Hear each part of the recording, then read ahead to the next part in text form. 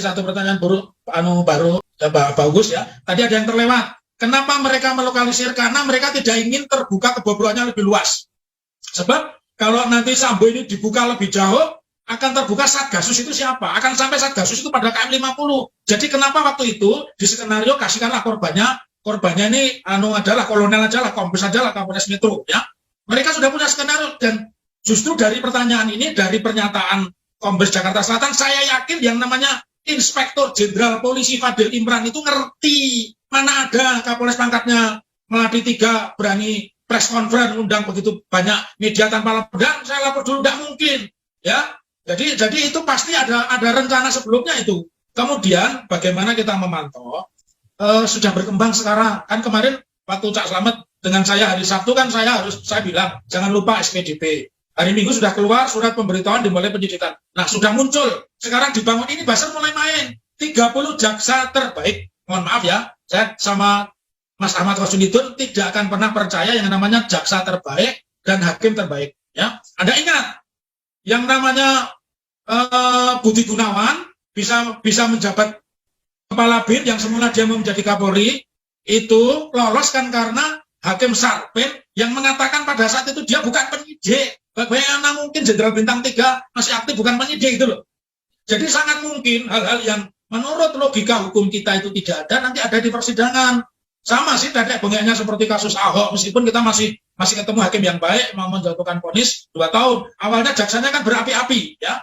Kemudian yang kedua, jangan lupa memang ada jaksa yang baik, jaksa yang jelek, polisi yang baik, polisi yang jelek. Nah, jangan lupa Sambo ini have a lot of money. Sambo ini uangnya sangat banyak ya.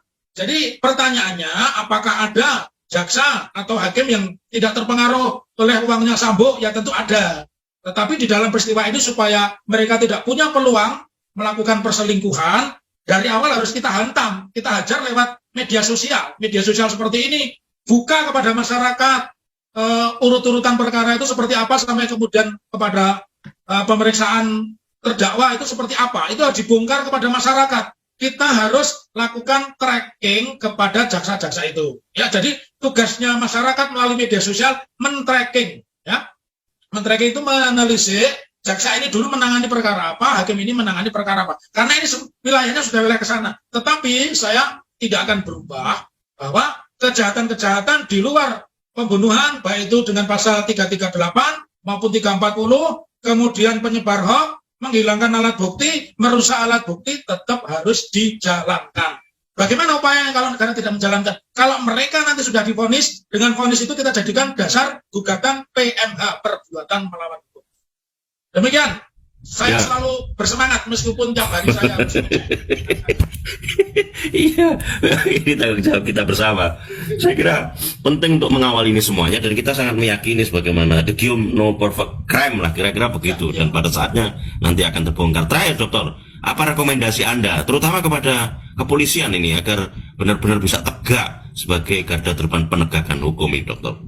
Terima kasih. Pesan saya yang pertama kepada kepolisian lewat jajarannya, terutama melalui Pak Kapolri, bahwa rakyat Indonesia hari ini menaruh harapan besar kepada Pak Kapolri Jenderal Polisi Listio Sigit Prabowo. Lepas dari apapun Bapak mengkader Sambo, karena itu juga tidak bisa disalahkan. Sama juga ketika kiai pesantren ada santrinya yang nakal, bukan berarti kiainya mengajari nakal. Bapak tetap harus lurus tunjukkan itu, karena ini momentum orang mempercayai kepada Kapolri. Kemudian yang kedua, selamatkan kepolisian. Jangan selamatkan Sambo, jangan selamatkan Kapolres, jangan selamatkan polisi-polisi kalau mereka jahat. Karena polisi itu ada 3.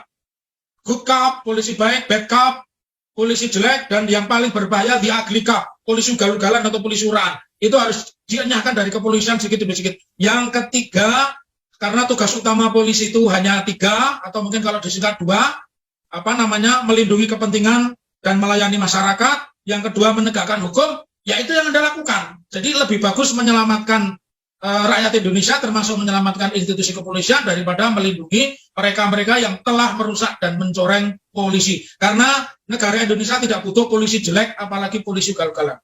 Demikian Cak Slamet, semoga pesan ini sampai kepada Pak Jenderal Polisi Sigit Listio Prabowo. Terima kasih.